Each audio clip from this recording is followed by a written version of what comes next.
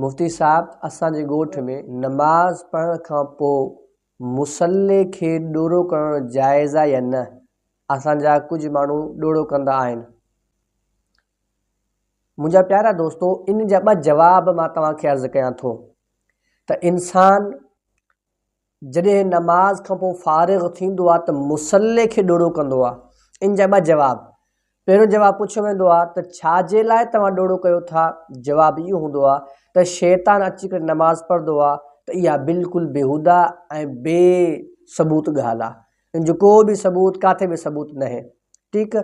अगरि कंहिं इंसान जी इहा नियत आहे न, बिल्कुलु पोइ ॾोड़ो करणु नाजाइज़ आहे। छो जो 24 कलाक मस्जिद जे अंदरि या दीगर मसाजिद जे अंदरि सफ़ूं विछल हूंदियूं, शैतान उते बि नमाज़ पढ़ी सघे थो।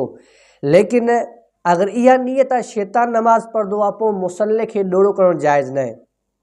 नंबर 2, ॿी सूरत हाल इहो आहे, ॿियो तरीक़ो इहो आहे, अगरि इहा नियत आहे त मुसल्ले जी इज़त आहे, वक़ार आहे, आदाब आहे, त मुसल्लो इमाम साहब जो आहे, इमाम साहब अची करे नमाज़ पढ़ाईंदो आहे। कोई आम आदमी या कोई ॿार बच्चो अची करे मुसल्ले ते बीही रही या मेरा पेर हणे या मुसल्ले जी बेअदबी करे, त उन बेअदबी खां बचण जे लाइ जो मुसल्ले खे ॾोड़ो कयो था, त पोइ इहो जाइज़ अमल आहे, तव्हां करे सघो था।